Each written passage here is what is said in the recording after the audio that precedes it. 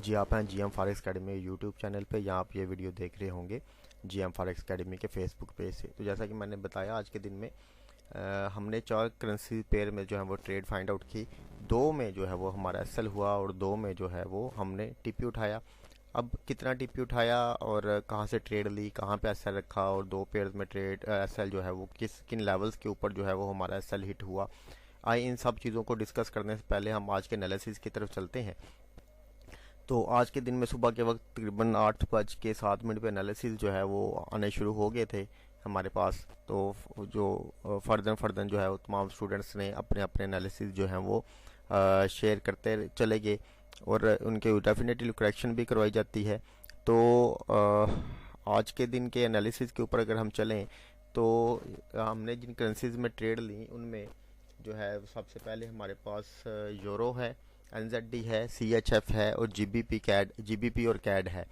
तो कैड में भी हम बाई साइड पर थे, 2198 आर्डर थे इसमें, और सीएचएफ में भी हम बाई साइड पर थे, 1832 आर्डर्स थे इसमें, और यूरो में हम बाई साइड पर थे, इसमें 6923 आर्डर्स थे। आज के दिन में जो सबसे ज़्यादा आर्डर जिस करेंसी में लगे वो 6923 यूरो में लगे, और यूरो ने जो है वो डेफिनेटली ये लेवल भी जो है वो ब्रेकआउट किया हुआ था। तो इस वजह से इसमें बहुत स्ट्रांग चांसेस है मार्केट के बाई साइड पर जाने के, और चूंकि आर्डर्स भी बहुत ज़्यादा लगे हुए हैं आज के दिन में, तो जितनी भी करेंसीज हैं स्ट्रांग करेंसीज में सबसे ज़्यादा लगे हुए हैं। उसके बाद है हमारे पास जीबीपी 3181 लगे हुए हैं, यानी कि यूरो की निस्बत आधे लगे हुए हैं। उसके बाद है हमारे पास जेपीवाई नहीं था हमने लिया हुआ। हाँ, उसके बाद है हमारे पास एनजेडी में 474 आर्डर लगे हुए थे, यानी कि आज के दिन में जो सबसे कम आर्डर लगे हुए थे वो एनजेडी में थे। उसके बाद सीएचएफ में थे 1832, उसके बाद जो थे वो कैड में थे 2198, और जो सबसे ज़्यादा आर्डर थे वो 6923 यूरो में लगे हुए थे।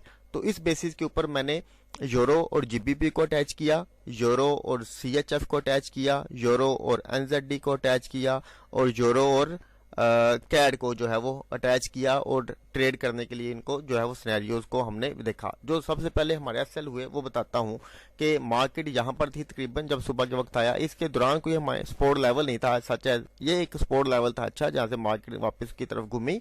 तो इस लेवल के ऊपर मैंने जो है वो पेंडिंग आर्डर लगाया हुआ था।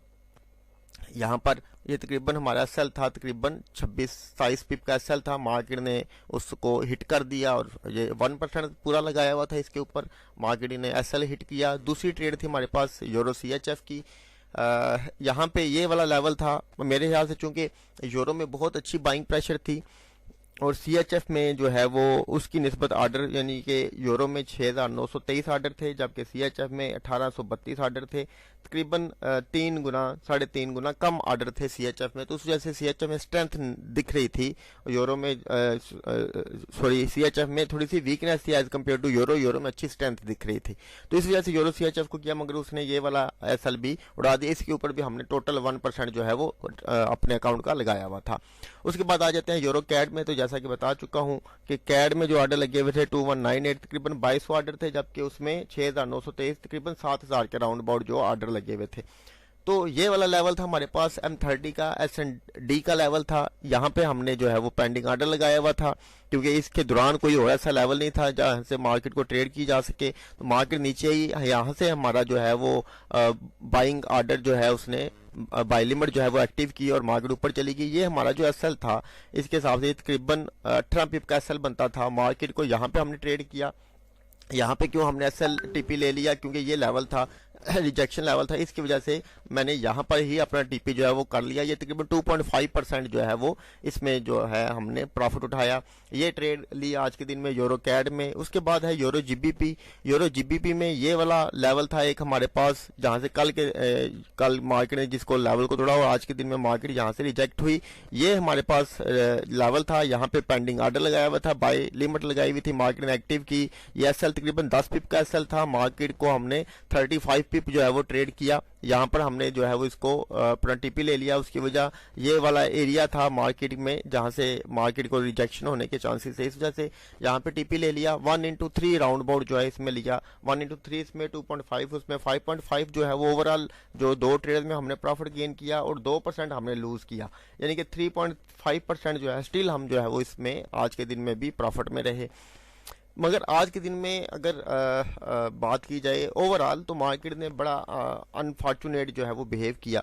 मार्केट ने बाकी करेंसीज भी मैं देखता रहा तो उनमें भी मार्केट ने जो है वो आज के दिन में अनएक्सपेक्टेड बिहेवियर जो है वो शो किया।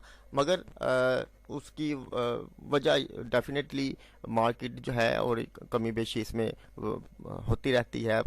ट्रेडिंग में जो एसएल है वो पार्ट ऑफ इसका हिस्सा है इस बिज़नेस का।